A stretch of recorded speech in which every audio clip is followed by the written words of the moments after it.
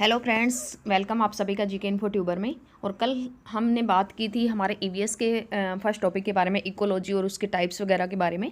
आज हम आगे बात करते हैं पारिस्थितिकी का पिरामिड है वो कैसे बनता है। जैसे मैंने कल आपको बताया था कि जीव संख्या का पिरामिड है वो कैसे बनता है, या जैव भार का कैसे बनता है, जलीय जो तालाब है उसका कैसे बनता है। तो ये सब आज हम डिस्कस करेंगे, इसको बहुत ध्यान से पढ़ना है।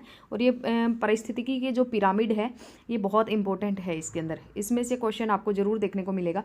किसी भी परिस्थितिकी तंत्र में इकोसिस्टम के अंदर क्या होता है, जो प्राथमिक उत्पादक होते हैं, प्राथमिक उत्पादक जो पौधों को खाने वाले होते हैं, जैसे बकरी हो गई, खरगोश हो गया, या टिड्डा हो गया, चूहा हो गया, ये सब होते हैं, ये प्राथमिक उत्पादक के अंदर आते हैं। तो उपभोक्ताओं और उत्पादकों की जो संख्या होती है, जीव भार होता है, उनका संचित जो ऊर्जा होती है, उसके अंदर जो परस्पर संबंध होता है, इन संबंधों को हम जब चित्र के रूप में दिखाते हैं तो उसमें हमें एक पिरामिड सा बन जाता है। मतलब इस टाइप का ट्रायंगल है वो बन जाता है। मतलब जैसे यहाँ पे पौधे हैं वो ज़्यादा है, इनको खाने वाले फिर प्राथमिक उपभोक्ता है, इनको खाने वाले फिर और कम है, इनको खाने वाले और कम है, और सबसे ऊपर मांसाहारी में आ जाए, ये तो लास्ट में एक ही बच जाएगा। तो ऐसे करके इसका है वो पिरामिड बन जाता है। तो इन संबंधों को जब चित्र में दिखाते हैं तो इसके पिरामिड कहते हैं। अब इस पिरामिड की जो संकल्पना है वो वर्ष 1927 के अंदर किसने दी थी? चार्ल्स एल्टन ने दी थी। ये आपको याद रखना है कि पारिस्थितिक जो पिरामिड की संकल्पना है वो वर्ष 1927 के अंदर चार्ल्स एल्टन द्वारा प्रस्तावित की गई थी। दो तीन चीज़ें वो कल मैंने बताई थी, एजी टॉन्सले वाली बताई थी 1935, और अर्नेस्ट हॉकल वाली बताई थी आपको 1866, और एक बीच में और आई थी बोरोनर वाली, कुछ ऐसा सा नाम था, तो उनकी भी बताई थी मैंने आपको, जिन्होंने नियम दिया था। जीव संख्या का पिरामिड कैसे बनता है, जैसे जीवों की जो संख्या होती है उसका ट्रायंगल कैसे बनेगा। ये ट्रायंगल है, ये सीधा बनेगा या उल्टा बनेगा, इसको बहुत ध्यान से देखना है। इसमें उत्पादक जो होते हैं और विभिन्न श्रेणी के जो उपभोक्ता, उत्पादक मतलब पेड़ पौधे हो गए, और विभिन्न श्रेणी के जो उपभोक्ता हैं उनकी संख्या के बीच में संबंध दिखाया जाएगा। तो इस पिरामिड में कई क्षैतिज शलाकाएं या डाइस होती है। प्रत्येक शलाका खंड की जो लंबाई है वो परितंत्र के प्रत्येक पोषण पर जीवों की कुल संख्या को दर्शाती है। तो प्रत्येक चरण पर ऊपर को जाते हुए जीवों की संख्या में गिरावट आती है। जैसे अभी अभी मैंने आपको ये बना के बताया है कि यहाँ पे ज़्यादा है, यहाँ कम है, यहाँ कम है, तो यहाँ से जब नीचे से ऊपर की ओर जा रहे हैं हम, तो इनकी संख्या में गिरावट आती है। तो इसको हम क्या बोलते हैं, आलेख एक निरूपण का रूप ले लेता है, ये ग्राफिकल प्रेजेंटेशन का रूप ले लेता है, ये एक पिरामिड का रूप ले लेता है, जिसे संख्याओं का पिरामिड कहते हैं। तो आगे हम बात करते हैं किस टाइप के पिरामिड है वो बनते हैं।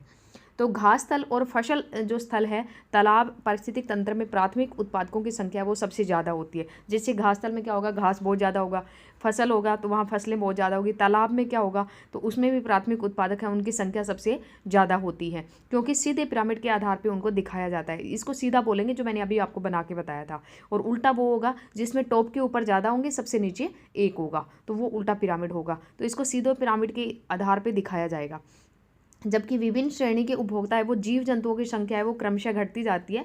और वृक्ष के जो पारिस्थितिक तंत्र है उसमें प्राथमिक उत्पादक की संख्या है उसमें कमी मतलब घटती जाएगी। इसको निम्न प्रकार के से स्पष्ट कर सकते हैं। जैसे वृक्ष के जो पारिस्थितिक तंत्र होता है उसमें जो प्राथमिक उत्पादक की जो संख्या है वो एक होती है। वृक्ष के अंदर क्या होती है, जो प्राथमिक उत्पादक है उसकी संख्या एक होती है। वृक्ष के मामले में आती है, देखो पेड़ एक होगा, पेड़ के ऊपर बैठने वाले और पक्षी होंगे, उन पक्षियों को खाने वाले और होंगे। तो अगर वृक्ष का पिरामिड अगर आपसे पूछ लिया जाए तो वो उल्टा बनता है, तो उल्टे पिरामिड के आधार पर दिखाया जाता है। अगर जीव संख्या का अगर आपसे पूछा जाए तो वो सीधा पिरामिड बनता है, तो उल्टे पिरामिड के आधार पर दिखाया। जबकि इनकी उपभोक्ताओं की संख्या क्रमशः बढ़ती जाती है, कि एक पेड़ के ऊपर रहने वाले जो पक्षी हैं वो बहुत होते हैं, उनको खाने वाले कीड़े मकोड़े फिर और ज़्यादा होते हैं, उनको डिकम्पोज करने के लिए और ज़्यादा होती है। तो इस तरीके से क्या होता है, उनका बहुत ज़्यादा मतलब ऊपर का लेवल है वो बढ़ता जाता है।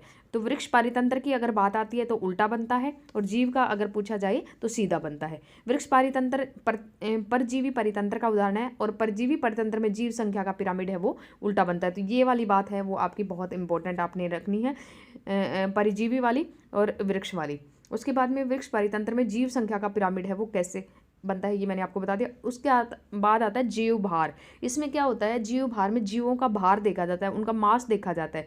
जिस पिरामिड द्वारा उत्पादक और उपभोक्ताओं के भार के संबंध में, मतलब भार नीचे ज़्यादा है कि ऊपर ज़्यादा है, तो उसे जीव भार का पिरामिड कहते हैं। जैसे थल पे पाए जाने वाले अधिकतर जो परितंत्र है उनके लिए, जैसे घास हो गया, वन हो गया, या पारिस्थितिक जो तंत्र होते हैं, तो उसमें क्या होता है, जीव भार के पिरामिड में एक बड़ा आधार होता है और प्राथमिक उत्पादकों से वो बनता है। तो इस प्रकार जीव भार का पिरामिड है वो सीधा बनता है। जीव भार का पिरामिड कैसे बनेगा, सीधा बनेगा। और उसमें क्या होता है कि जैसे जीवों का भार है वो ज़्यादा कैसे होता जाता है, इस तरीके से, मतलब जैसे नीचे देखो छोटी छोटी मछलियाँ हैं, उसके ऊपर फिर थोड़ी सी बड़ी मछली, उसके ऊपर और बड़ी मछली, ऐसे करके ये सीधा बन जाता है, इसको सीधा माना जाएगा। ठीक है, तो इसमें जीव, लेकिन ये उल्टा भी हो सकता है, कभी कभी ये उल्टा भी हो जाता है। तो जीव भार का पिरामिड है वो दोनों तरीके से बनता है। एक ये होता है जैसे जीव भार का पिरामिड सीधा बनता है, एक चीज़ तो ये होगी। दूसरा, इसके विपरीत अनेक जल परितंत्र जैसे जलाव में जीव भार का पिरामिड उल्टा भी हो सकता है। उल्टा वो इसलिए हो सकता है कि जो बड़ी मछली है उनका भार ज़्यादा रहेगा, छोटी मछलियों का भार है वो कम। संख्या की अगर बात की जाए तो ज़्यादा होगी नीचे वालों की, लेकिन अगर भार की बात की जाए तो उल्टा और सीधा इसमें दोनों बनते हैं। ठीक है, तो एक तालाब के पारितंत्र में जीव भार का पिरामिड उल्टा और सीधा दोनों बन सकते हैं। उसके बाद में आता है हमारा तीसरा, संचित ऊर्जा का पिरामिड। जो पिरामिड किसी पारिस्थितिक तंत्र के विभिन्न पोषण स्तर के जीवों द्वारा प्रयोग में लाई गई ऊर्जा के संपूर्ण परिमाण को बताता है, उसे ऊर्जा का पिरामिड कहते हैं। मतलब यहाँ ऊर्जा के आधार पे है, प्राय एक ये ऊर्जा एक इकाई भाग में निश्चित समय में देखी जाती है। ये ऊर्जा पिरामिड है वो हमेशा सीधा बनता है, क्योंकि जैसे नीचे पहले शाखाकार, वही मैंने कल बताया था आपको कि जो हमारे जो उत्पादक होते हैं वो पौधे होते हैं, फिर उनको शाकाहारी खाते हैं, फिर उनको मांसाहारी खाते हैं, फिर उनको और मांसाहारी, मतलब ऐसे करते करते करते क्या होगा, वो पिरामिड है वो सीधा बनेगा। तो ऊर्जा वो एक स्तर से दूसरे स्तर पे ट्रांसफॉर्म होती रहती है, और उसमें ऊर्जा का 90% है वो वेस्ट हो जाता है और 10% ऊर्जा सामने वाले को मिल पाती है। तो ऊर्जा का अगर पिरामिड पूछे तो क्या बनता है, सीधा बनता है। जैव भार के उल्टे और सीधे दोनों बनते हैं, और वृक्ष का पिरामिड बोले तो उल्टा बनता है, और जीव संख्या का बोले तो सीधा बनता है। उसके बाद में इकोटोन। इकोटोन क्या होता है, इकोटोन दो जो इकोसिस्टम है, उन जो दो इकोसिस्टम होते हैं उनके मध्य या दो विभिन्न समुदाय के मध्य एक ट्रांजिशन जोन कहलाता है। इसमें दोनों पारिस्थितिक तंत्र की विशेषताएं पाई जाती है। इकोटोन में क्या होता है, जैव विविधता दोनों ही तरफ से समुदाय की तुलना में अधिक होती है, और इस परिघटना को एज इफेक्ट भी कहते हैं। तो कई बार ये इकोटोन की परिभाषा अगर पूछ लिया जाए तो दो पारिस्थितिक जो तंत्र होते हैं उनके बीच या दो विभिन्न समुदाय के बीच में क्या होता है, संक्रमण क्षेत्र होता है ये, और जिसमें क्या होता है, दोनों पारिस्थितिक जो तंत्र होते हैं उनकी विशेषता पाई जाती है, मतलब उसकी उसमें भी पाई जाएगी और उसमें भी पाई जाएगी। तो इकोटोन में क्या होता है, जैव विविधता दोनों ही तरफ से के जो समुदाय है उसकी तुलना में अधिक होती है। तो इस परिघटना को एज अफेक्ट भी, मतलब एज अफेक्ट भी कहते हैं। और इसका कारण ये है कि इकोटोन न तो सिर्फ दोनों तरफ के समुदाय के सदस्यों के लिए अनुकूल होते हैं, बल्कि एक ऐसी प्रजाति इकोटोन में पाई जाती है जो सिर्फ इकोटोन के लिए ही अनुकूलित होती है, जैसे घास भूमियाँ होगी, एस्चुरी होगी, नदी तट हो गए, ये सब इकोटोन के उदाहरण हैं। उसके बाद आता है हमारा तीसरा 10% का नियम। ये कल भी मैंने आपको बताया था, लिंडा वाला, जिन्होंने 10% का नियम दिया था 1942 के अंदर। ऊर्जा का एक पोषण स्तर है, उससे दूसरे पोषण स्तर तक जब ऊर्जा ट्रांसफॉर्म होती है तो 10% का नियम, क्योंकि वो 10% ही बच पाती है, दूसरे को मिलते मिलते 90% उसकी है वो वेस्ट हो जाती है। तो इस नियम के अनुसार एक निचले पोषण स्तर का प्राणी जितनी ऊर्जा ग्रहण करता है उसका केवल 10% ही उस स्तर पर स्थानांतरित कर पाता है। शेष 90% ऊर्जा या तो ऊर्जा स्थानांतरण के दौरान नष्ट हो जाती है या फिर शोषण द्वारा नष्ट हो जाती है। इसे 10% का नियम भी कहते हैं। उसके बाद आता है हमारा आहार श्रृंखला, फूड चेन। आहार श्रृंखला वास्तव में निम्न पोषण स्तर से उच्च पोषण स्तर में ऊर्जा का स्थानांतरण या गमन का श्रृंखलाबद्ध क्रम होती है, और ये सरल भी हो सकती है, लेकिन अधिकांश आहार श्रृंखला है वो जटिल होती है। आहार श्रृंखला में ऊर्जा और रासायनिक पदार्थ है वो उत्पादक, उपभोक्ता और अपघटक में क्रम से प्रवेश करते हैं, और इसमें होते हुए एक चक्र में घूमते रहते हैं। जैसे उत्पादक हो गया, फिर प्राथमिक उपभोक्ता, फिर द्वितीय उपभोक्ता, फिर तृतीय उपभोक्ता, फिर उच्च मांसाहारी, फिर उच्च मांसाहारी के बाद में क्या होगा, उसको फिर डिकम्पोजर खा लेंगे, फिर दोबारा से उत्पादक के लिए, ऐसे करते चक्कर चलता रहता है। तो इसको इस तरीके से ये होती है। आहार श्रृंखला दो प्रकार की होती है, एक चराई आहार श्रृंखला, एक अप्रद आहार श्रृंखला। अब चराई आहार श्रृंखला क्या होती है, ये आहार श्रृंखला प्राथमिक उत्पादक कौन, जो शाकाहारी हम जिसको कहते हैं, जो हरे पौधे से प्रारंभ होकर शाक भक्षी होते हुए मांसाहारी तक जाती है, तो इसमें प्राथमिक उपभोक्ता है वो शाक भक्षी होते हैं। जैसे घास हो गया, टिड्डा हो गया, घास को किसने खाया, टिड्डा ने खाया, टिड्डे को किसने खाया, पक्षी ने खाया, पक्षी को किसने खाया, बाज ने खाया, बाज को आगे फिर किसने खाया, ऐसे तरीके से ये चलती रहती है। तो इसको प्राथमिक उपभोक्ता है वो शाक भक्षी, मतलब शाकाहारी होते हैं, इसमें प्राथमिक उपभोक्ता। तो ये तो चराई वाली होगी जिसको चरते हैं, प्राणी चरते हैं। उसके बाद में अप्रद में क्या होता है कि मृत जो जैविक पदार्थ होती है वो वहाँ से शुरू होती है। जैसे मृदा में स्थित अप्रद जो भक्षी जीव होते हैं उससे होकर जीव उस जीव तक जाती है जो अप्रद भक्षी जीवों का भक्षण करते हैं। तो ये होती है अप्रद वाली। उसके बाद आती है हमारी ये इसके अंदर दिखाया गया अपघटन करने वाले। उसके बाद आता है खाद्य जाल।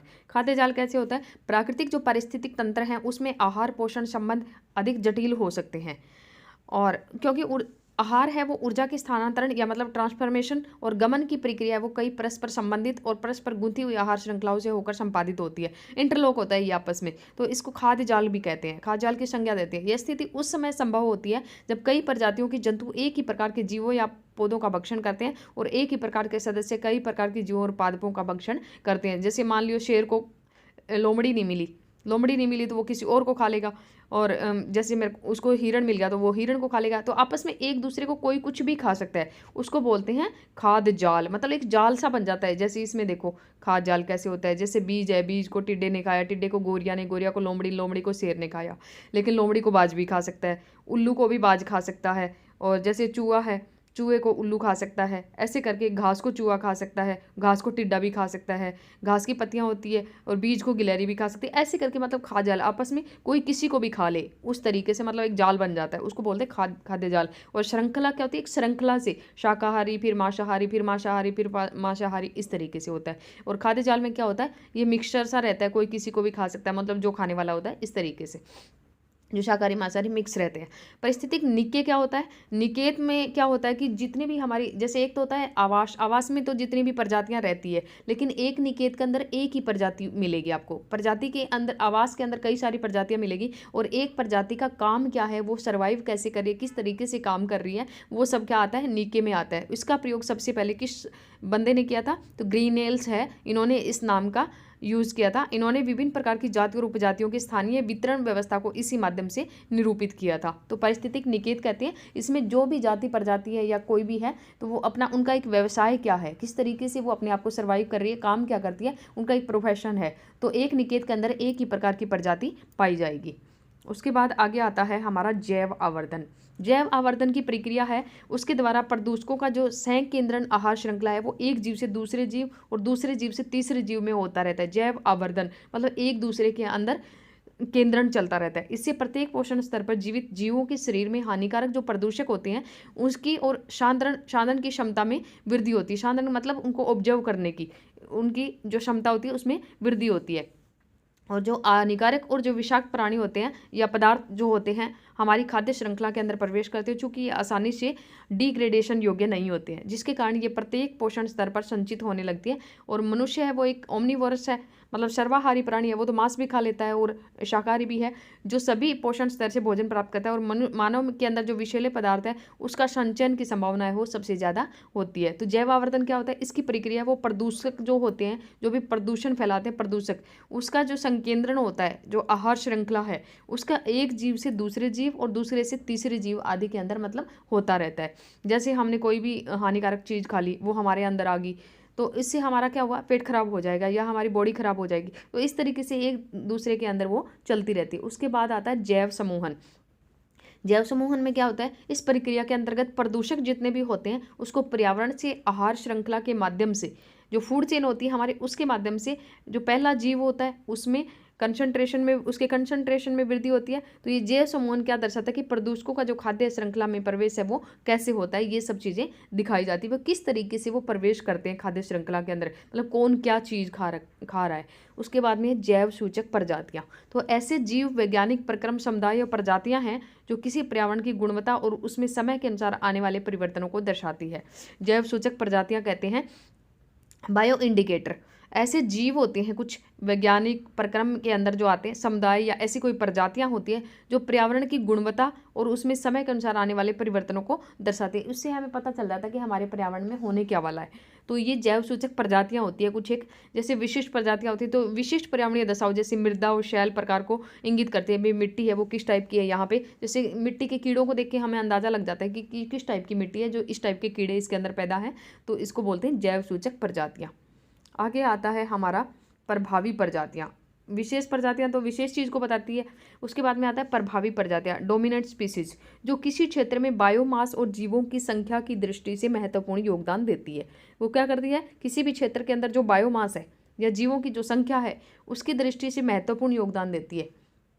फिर आती है संवेदनशील प्रजातियां, जो किसी भी पर्यावरणीय परिवर्तन के प्रति शीघ्र चेतावनी देने वाले सूचक की भांति होती है, तो उनको बोलती है संवेदनशील प्रजातियां। फिर होती है प्रबंधन प्रजातियां, जो किसी भी विघ्न या ऑब्स्टेकल के प्रभाव या उसके शमन मतलब उसको नष्ट करने हेतु किए गए प्रयासों की प्रभाविता को दर्शाती है। एक आता है कीस्टोन प्रजातियां, ये इंपॉर्टेंट है, जिसका किसी परितंत्र से जुड़ना या समाप्त होना कम से कम एक अन्य प्रजाति की पर्याप्तता या समापन जैसी महत्वपूर्ण परिवर्तन को प्रेरित करता है, तो कीस्टोन प्रजाति कहलाते हैं। मतलब किसी भी परितंत्र से अगर ये जुड़ेंगी या समाप्त होंगी तो कम से कम एक अन्य प्रजाति की पर्याप्तता होनी जरूरी है या समापन जैसे भी है, तो ये महत्वपूर्ण परिवर्तन को प्रेरित कर देती है। फिर आती है प्रदूषक सूचक प्रजातियां, जो मानव प्रदूषण को दर्शाती है, जिसे पता चल जाता है कि यहाँ पे प्रदूषण काफ़ी फैला हुआ है। उसके बाद में पारिस्थितिक पदचिन्ह क्या होते हैं, इकोलॉजिकल फुटप्रिंट्स क्या होते हैं। पारिस्थितिक पदचिन्ह है वो पृथ्वी के पारिस्थितिक तंत्रों पर मानवीय मांग का एक मापक होता है। पारिस्थितिक पदचिन्ह क्या होते हैं कि पृथ्वी के ऊपर जो इकोसिस्टम हमारा है उसके ऊपर मानवीय मांग भी, लोगों की डिमांड क्या है, तो उसका एक मापक होता है। ये व्यक्ति की मांग की तुलना पृथ्वी की जो परिस्थितिकी है, जो इकोलॉजी है, उसके पुनर्रिप्रोडक्शन करने की क्षमता से करता है। और ये मानव आबादी द्वारा उपभोग किए गए संसाधनों के पुनरुत्पादन और उससे उत्पन्न जो वेस्टेज होती है या ऑब्जर्वेशन करते हैं वो उसे हानि रहित बनाकर लौटाने के लिए जरूरी है, और जैविक उत्पादक भूमि और समुद्री क्षेत्र की मात्रा को दर्शाता है। पारिस्थितिक पदचिन्ह के द्वारा ये अनुमान लगाया जा सकता है कि यदि प्रत्येक व्यक्ति एक निश्चित जीवन शैली अपनाए तो मानवता की सहायता के लिए पृथ्वी के कितने हिस्से की जरूरत होगी। तो इसको पारिस्थितिक पदचिन्ह के विषय में पहला शैक्षणिक जो प्रकाशन हुआ था वो वर्ष 1992 में कब हुआ था, विलियम रीस द्वारा किया गया था, और इन्होंने इसे पारिस्थितिक पदचिन्ह का नाम प्रदान किया था। तो ये आपको याद रखना है। एक ग्रीनलैंड वाला याद रखना है, जिन्होंने वो बताया था हमें थोड़ी देर पहले, और जो हमने कुछ पढ़ा था मुझे उसका नाम ध्यान नहीं आ रहा, तो ग्रीनलैंड का नाम याद रखना है। एक पारिस्थितिक पिरामिड का नाम जो उन्होंने दिया था और एल्टन ने दिया था, वो वाला याद रखना है हमें, 1937 के अंदर जो दिया था, और 1992 में विलियम रीस द्वारा ये इसका पारिस्थितिक पदचिन्ह का जो पहला शैक्षणिक प्रकाशन है वो इन्होंने इसका पारिस्थितिक पदचिन्ह का नाम दिया था। फिर आता है पारिस्थितिक अनुकर्मण, सक्सेशन क्या होता है। तो अनुकर्मण की अवधारणा वो सर्वप्रथम किसने दी थी, ये इंपॉर्टेंट है, वार्मिंग और किलमेंट्स ने दी थी। ये नाम आपको याद रखने, एक जगह लिख लेना, इन सब 6-7 लाइनें बनेगी आपकी। तो अनुकर्मण की अवधारणा है वो सर्वप्रथम वार्मिंग और किलमेंट्स के द्वारा, 2 लोगों के द्वारा दी गई थी। अनुकर्मण सैकड़ों या हजारों वर्षों में वनस्पतिक समुदायों की रचना और आकार में आने वाली विभिन्नताओं को व्यक्त करता है। समुदाय और पर्यावरण में पारस्परिक क्रिया के फलस्वरूप जो परिवर्तन उत्पन्न होते हैं, मतलब जब वो आपस में क्रिया करते हैं तो क्या परिवर्तन आते हैं, उससे क्रम से एक समुदाय से दूसरे समुदाय के द्वारा रिप्लेस करता रहता है या होता रहता है। एक लंबी अवधि के बाद क्या होता है, अनुकर्मण की गति है वो मंद पड़ने लगती है, और ऐसे समुदाय का आगमन होता है जहाँ वहाँ के भौतिक पर्यावरण के साथ में गतिक, ये एक लाइन कट गई यहाँ से, गतिक संरचना जो बनाए रखती है, मतलब गतिशील रहती है एक टाइप से, ये चीज़ है इसमें। उसके बाद आता है पारिस्थितिक अनुकूलन, वर्मिक वाला आपने याद रखना है। पारिस्थितिक अनुकूलन का तात्पर्य है कि मानव का अपने प्राकृतिक और भौतिक वातावरण के साथ सामंजस्य क्या है, मतलब किस तरीके से सामंजस्य, परिस्थिति के अनुकूल रहना, एक टाइप से आप सीधा ये समझ लो। तो इस भौतिक वातावरण के अंदर जैविक और अजैविक दोनों ही अवयव शामिल होते हैं। इसमें कार्बनिक अकार्बनिक भी आ जाएंगे, उत्पादक उपभोक्ता और डिकम्पोजर भी आ जाएंगे। और ये अवयव मानव की जीवन शैली, खाद्य आते मतलब खाने पीने की जो आते हैं, वस्त्र, आवास, व्यवसाय आदि पर प्रभाव डालते हैं। मानव अपने चतुर्दिक इन तत्वों के साथ समायोजन का तो प्रयास करता ही है, वह उन तत्वों में संशोधन का भी प्रयास करता है ताकि वे उसके जीवन की जरूरतों के अनुरूप हो सके। तो ये संशोधन विज्ञान और तकनीक के विकास के साथ और अधिक गहन है वो होते जाते हैं। तो परिस्थिति के अकॉर्डिंग हम कैसे रह रहे हैं, कैसे अंतःक्रिया कर रहे हैं और कैसे सामंजस्य बना करके रख रहे हैं, ये सब चीज़ें इसके अंदर आएंगी। उसके बाद में है पारिस्थितिक अंतःक्रिया। तो प्रजातियों के मध्य होने वाली जो अंतःक्रिया जो इंटरेक्शन है वो कई रूपों में आती है। एक अंतः प्रजातीय अंतःक्रियाएं होती है। तो ऐसी अंतःक्रियाएं होती हैं ये जो विभिन्न प्रजातियों के जीवों के मध्य होती है। जैसे कोई भी एक ही जाति के कई सारे जीव हैं, उनके बीच में कैसे हैं, तो जैसे और एक कई अलग अलग प्रजातियों के जीव हैं, उनकी आपस में एक प्रजाति से दूसरी प्रजाति के साथ क्या अंतःक्रिया रहती है। तो ये सकारात्मक, उदासीन, नकारात्मक तीनों प्रकार की हो सकती है। उसके बाद में आता है सकारात्मक। सकारात्मक में क्या होते हैं, समुदाय के मध्य कुछ जो क्रियाएं होती हैं वो सदस्यों की सहयोगिता का भी परिणाम होती है, मतलब सहयोग करें वो आपस में। जहाँ पारस्परिक क्रिया करने वाली दोनों जातियों का कोई एक जाति लाभान्वित होती है, ये पर्यावरणीय उतार चढ़ाव के अनुकूल स्थापित करने में सहायता करती है।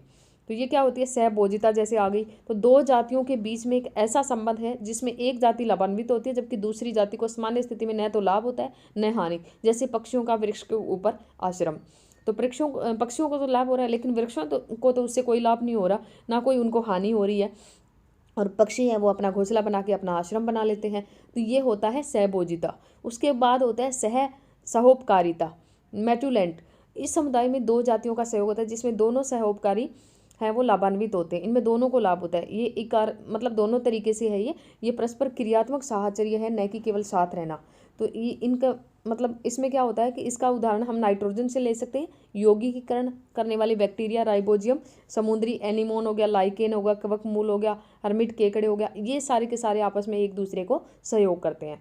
उसके बाद में आता है नकारात्मक। ये तो सहभोजी और सहोपकारिता, ये तो है सकारात्मक वाली। अब आगे नकारात्मक। नकारात्मक में क्या होता है, इस प्रकार की अंतरक्रियाओं में क्या होता है कि किसी एक प्रजाति को तो लाभ होता है लेकिन दूसरी को हानि होती है। जैसे हमने परजीवी अमरवेल वाला उदाहरण ही ले लेते हैं हम, तो उससे वृक्ष को तो नुकसान हो रहा है, लेकिन जो अमरवेल है उसको फायदा हो रहा है, तो उसका भी ये नकारात्मक प्रभाव पड़ता है, एक के ऊपर एक को लाभ हो रहा है। तो परभक्षण, जातियों के बीच एक ऐसा संबंध जिसमें एक जाति दूसरी जाति को अपना आहार बना लेती है, परभक्षण कहलाता है। और परभक्षण की क्रिया में बड़े आकार का जीव लाभान्वित होते हैं। इस प्रक्रिया के द्वारा समुदाय के अंदर भक्ष्य परभक्षी की संख्या है वो स्थायीकृत स्टेबल रहती है। शेर और जेबरा जैसे मुर्गी और केंचुआ है वो इसके उदाहरण है। उसके बाद आता है हमारा तीसरा, उदासीन प्रजातियां। ये तो था नकारात्मक वाला।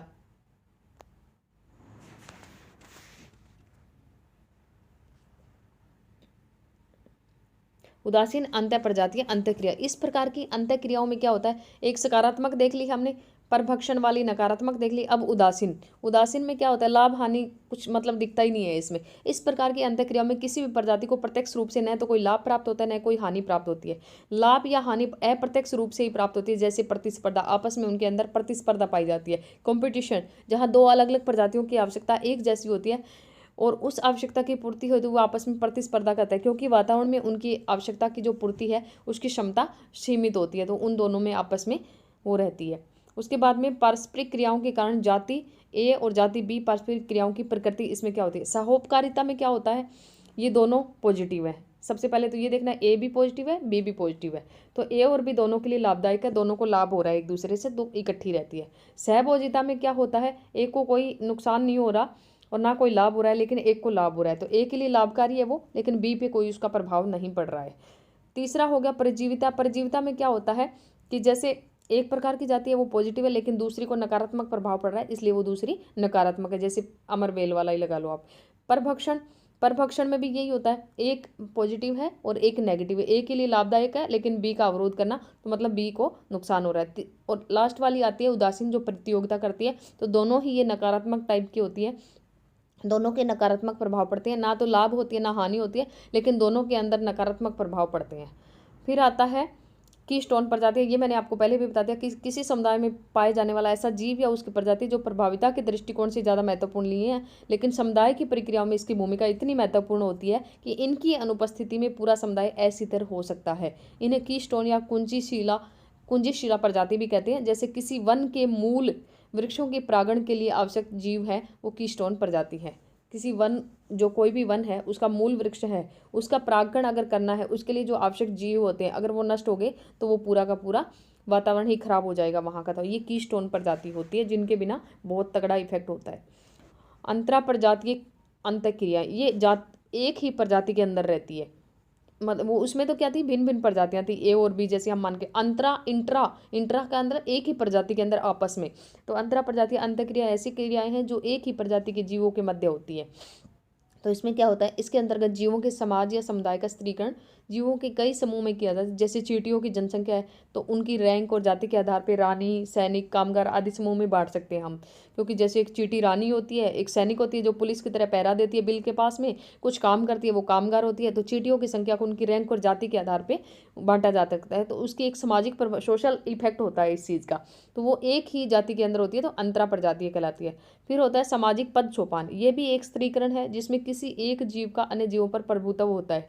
जैसे पोल्ट्री फॉर्म में क्या होता है, मजबूत प्रौढ़ रोस्टर जिसको हम बोल देते हैं का अन्य जनसंख्या पर पूर्णतः नियंत्रण होता है। तो इसको क्या कहते हैं, अल्फा मेल कहा जाता है। जो भी एक मुर्गा होता है मेन उसका जो चलता है मतलब तो उसको हम क्या बोलते हैं, अल्फा मेल कहेंगे। अब आ गया ये हमारा क्षेत्रीयकरण। ये जीव, व्यक्ति और क्षेत्रीयकरण क्या होता है, यह जीव, व्यक्ति या जीवों के समूह द्वारा सीमांकित भौतिक क्षेत्र होता है और इसका सबसे सामान्य उदाहरण कुत्तों द्वारा प्रदर्शित होता है, क्योंकि वे अपने आसपास के क्षेत्र को मल उत्सर्जन के द्वारा सीमांकित करते हैं, जिसकी महक दूसरे कुत्तों द्वारा आसानी से खोजी जा सकती है। जैसे एक एरिया के अंदर अगर दूसरा कुत्ता आ गया तो वो कुत्ते कैसे जानेंगे, उसके यूरिन के स्मेल से उनको पता चल जाएगा कि कोई कुत्ता इस एरिया के अंदर एंटर कर गया है। तो इसको क्षेत्रीयकरण कहते हैं। एक सीमा का मतलब वो कर देते हैं, सीमांकित कर देते हैं एक एरिया को। उसके बाद में अंतर प्रजातीय प्रतिस्पर्धा। अंतर प्रजातीय जो प्रतिस्पर्धा है वो कब पाई जाती है, जब किसी जनसंख्या के दो या दो से अधिक जीव अपने आसपास के पर्यावरण के लिए विभिन्न तत्वों के लिए संघर्ष करते हैं और जो अन्य जीवों द्वारा भी अपेक्षित होता है। जैसे उष्णकटिबंधीय जो सदाबहार वन होते हैं तो उनकी क्या विशेषता होती है कि वो 10 डिग्री उत्तरी अक्षांश से 10 डिग्री दक्षिणी अक्षांशों के मध्य होते हैं। अमेजन बेसिन, कांगो बेसिन और इंडोनेशिया में सर्वाधिक इनका विस्तार रहता है। ये बायोम की बात कर रही हूँ मैं। ये अंतर प्रजातीय जो प्रतिस्पर्धा है वो तो एक लाइन के अंदर खत्म होगी, आगे हमारी ये बायोम आ गए हैं। बायोम का मतलब जो भी घास स्थल हैं, जो मानसूनी वन होते हैं, ये सब चीज़ें बायोम में आती है। तो इसको बायोम को आपको अच्छे से याद रखना है। उष्णकटिबंधीय सदाबहार वन है वो कहाँ पे आएंगे, वो भूमध्य रेखा के बिल्कुल पास में रहेंगे, 10 डिग्री उत्तरी और 10 डिग्री दक्षिणी अक्षांश के मध्य। जैसे अमेजन बेसिन है, कांगो बेसिन है और इंडोनेशिया में सबसे ज़्यादा विस्तार है। तो यहाँ वर्ष भर क्या होता है, वार्षिक वर्षा 200 सेंटीमीटर से ज़्यादा होती है और तापमान है वो 20 डिग्री सेंटीग्रेड लगभग। और जैसे आर्द्रता भी बनी रहेगी क्योंकि अगर बारिश होगी, और वर्ष भर एक ही ऋतु लगभग रहती है इस एरिया के आसपास। तो उष्णकटिबंधीय सदाबहार वन, क्योंकि यहाँ बारिश ज़्यादा होती है। तो यहाँ पे वनस्पति कौन सी पाई जाती है, महोगनी, एबोनी, रोजवुड, नारियल, ताड़ और निचले स्तर पर शाकीय पौधे भी मिलते हैं। जंतु यहाँ पे कौन से मिलते हैं, गिलहरी, लंगूर, गोरिल्ला, चिंपैंजी, अफ्रीकी बंदर, भैंसा, ये सब मिलते हैं। अफ्रीकी हाथी मिलते हैं। तो ये सब इस एरिया के अंदर मिलते हैं। उसके बाद आता है मानसूनी। मानसूनी वाले में क्या होता है कि पश्चिमी द्वीप समूह, इंडो मलेशिया क्षेत्र है, अफ्रीका है या उत्तरी ऑस्ट्रेलिया है, वहाँ पे मिलता है। उत्तरी ऑस्ट्रेलिया के अंदर मिलता है। जलवायु आर्द्र और शुष्क होती है। 2 स्पष्ट ऋतुएं होती है, एक ग्रीष्मकाल होती है, एक शीत होती है। वार्षिक वर्षा 100 से 200 सेंटीमीटर के आसपास होती है। औसत तापमान शीतकाल में होता है 10 डिग्री से 27 के आसपास और ग्रीष्मकाल में -27 से लेकर 32 डिग्री तक रहता है। ग्रीष्मकाल में ये 27 डिग्री से 32 तक रहता है। और साल, सागौन और बांस के पेड़ यहाँ पाए जाते हैं, क्योंकि यहाँ पे बारिश ज़्यादा नहीं होती, इसलिए बांस, साल, सागौन ये पेड़ ज़्यादा मिलते हैं। और यहाँ बड़े बड़े हाथी मिलते हैं, हिपोटोमस मिलते हैं। उसके बाद में मछली, मच्छर, ये सब चीज़ें भी यहाँ पे मिलती है। फिर आता है सवाना। सवाना कहाँ होती है, 10 से 20 डिग्री अक्षांशों के मध्य में होती है। ये कोलंबिया, वेनेजुएला के लानोर जो क्षेत्र होता है, दक्षिणी मध्य ब्राज़ील, गुयाना, पराग्वे, अफ्रीका की विषुवत रेखीय जो जलवायु है उसके उत्तरी और दक्षिण भाग में मिलते हैं। यहाँ पे औसत वर्षा वो कितनी होती है, 50 से 200 सेंटीमीटर के आसपास रहती है और तापमान लगभग 22 डिग्री सेंटीग्रेड। वर्ष में 2-3 ऋतुएं रहती है, एक वर्षा ऋतु होगी, गर्मी ऋतु होगी और सर्दी की ऋतु होगी। और घास यहाँ पे मिलता है क्योंकि बारिश अच्छी होती है, जो स्थूल व कड़ी होती है, लेकिन कहीं कहीं झाड़ियाँ भी पाई जाती हैं। और कंगारू, जेबरा, जिराफ, हाथी हैं, ये यहाँ पे जंतु मिलते हैं। उसके बाद में भूमध्य सागरीय, इसका विस्तार दोनों गोलार्धों में कहाँ होता है, महाद्वीपों के पश्चिम भाग में 30 से 40 डिग्री अक्षांशों के मध्य होता है। उत्तरी अमेरिका में कैलिफोर्निया, दक्षिणी अमेरिका में मध्य चिली, अफ्रीका में भूमध्य सागरीय भाग, केप टाउन दक्षिणी अफ्रीका के अंदर, यूरोप का भूमध्य सागरीय भाग, ऑस्ट्रेलिया का दक्षिण पश्चिमी तट और एशिया की भूमध्य सागरीय भाग और ऑस्ट्रेलिया की दक्षिण पश्चिमी तट, एशिया की भूमध्य सागरीय क्षेत्र। ये इतना तो आप ध्यान मत रखना, 30 से 40 डिग्री अक्षांशों के मध्य के आसपास से आप याद रख लेना। जलवायु यहाँ पे गर्म होती है और जो ग्रीष्म ऋतु है वो मतलब सूखी होती है और शीत ऋतु है वो आर्द्र रहती है। और यहाँ पे कौन कौन से रसदार खट्टे फल मिलते हैं, ओक मिलता है, हिकोरी जो होते हैं, बीचे जो होते हैं, ये नए नए हैं, ये मुझे भी बहुत ज़्यादा नहीं पता इनके बारे में, तो मैंने भी ये पढ़ा ही है। उसके बाद में जानवर यहाँ पे कौन से मिलते हैं, खरगोश, छिपकली, सर्प, जेबरा, कंगारू, ये सब मिलते हैं यहाँ पे। फिर होते हैं शीतोष्ण, ये ठंडा इलाका है, यहाँ पे सांप वगैरह ज़्यादा मिलते हैं। तो ये इसकी स्थिति और विस्तार है वो थोड़ा सा ऊपरी एरिया में होता है।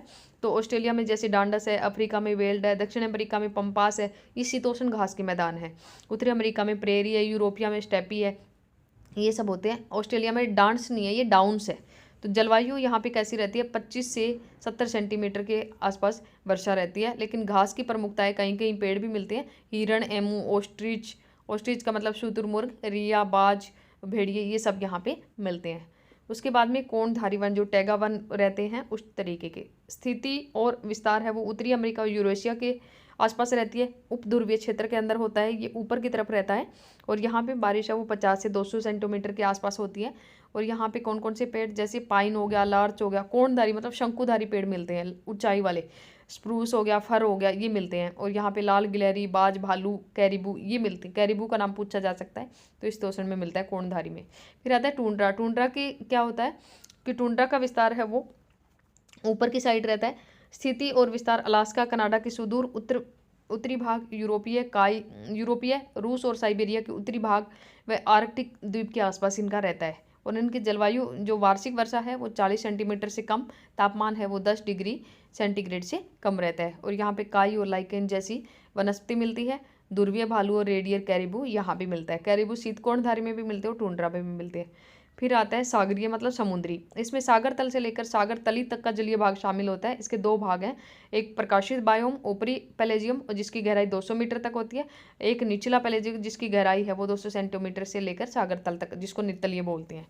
उसके बाद में इसमें क्या क्या मिलता है, शैवाल, फाइटोप्लैंक्टन, सारगैसो, घास हो गया, जैसे मछली उत्पादन का क्षेत्र जो जिसको हम बोल देते हैं। प्लैंकटन है वो सागरीय जल के ऊपर तैरते हुए जल द्वारा पादप प्राणी। नेक्टन हो गया या बेंथस, नेक्टन, प्लैंकटन और बेंथस, ये तीनों चीज़ आप याद रखना। ये सागरीय, पेलेजिक या मैरीन समुद्री तल के आसपास जलीय भाग में शामिल होते हैं, तो वहाँ पे ये पाया जाता है। तो ये आज हमने कर लिया, पारिस्थितिकी अनुकरण कर लिया, अनुकूलन कर लिया। पारिस्थितिक पिरामिड मेन आपको याद रखना है। ये प्रजातियां आपको याद रखनी है। कीस्टोन प्रजातियां मेन है। प्रदूषण सूचक वाली प्रदूषण को बताती है। प्रबंधन वाली प्रबंधन, इसका प्रभाव बताती है। संवेदनशील जो नष्ट होने वाली होती है उस चीज़ की सूचना देती है वो। और प्रभावी जो अपना प्रभाव छोड़ती है बायोमास या जीवों की संख्या के हिसाब से। और उसके पदचिन्ह का किसने दिया था, इसका नाम भी आया था अभी थोड़ी देर पहले, विलियम रीस। 1992 के अंदर विलियम रीस ने दिया था पारिस्थितिक पदचिन्ह का नाम। उसके बाद हमारी जैव सूचक प्रजातियाँ, जैव समूहन और जैव आवर्धन और पारिस्थितिक निकेत है, इसका नाम किसने दिया था, ग्रीन निकेत था, ये ग्रीन नेल्स ने दिया था। और फिर हमारा आता है जीव भार का पिरामिड कैसा बनता है, सीधा बनता है। उसके बाद में जो हमारा वृक्ष वाला था वो उल्टा और सीधा है, वो दोनों बन सकता है। और एक हमारा ऊर्जा वाला है वो बिल्कुल सीधा बनता है। फिर इकोटोन बताया था। इकोटोन में क्या होता है, दो पारितंत्रिक जो तंत्र होते हैं उनके मध्य, दो समुदायों के मध्य में संक्रमण क्षेत्र। और जीव संख्या का पिरामिड जो है, तो इसका जो पारिस्थितिक पिरामिड है वो 1927 में चार्ल्स एल्टन ने दिया था। तो ये सब आपको याद रखना है। तो आज के लिए इतना ही, कल करेंगे हम प्रदूषण। तो ये हमारा मेन जो टॉपिक है वो सारे हो गए हैं इकोसिस्टम और इकोलॉजी के। कल हम करेंगे प्रदूषण या पोल्यूशन, वायु प्रदूषण, जल प्रदूषण, भूमि जो भी है वो करेंगे कल। तो आज के लिए इतना ही, टेक केयर, बाय।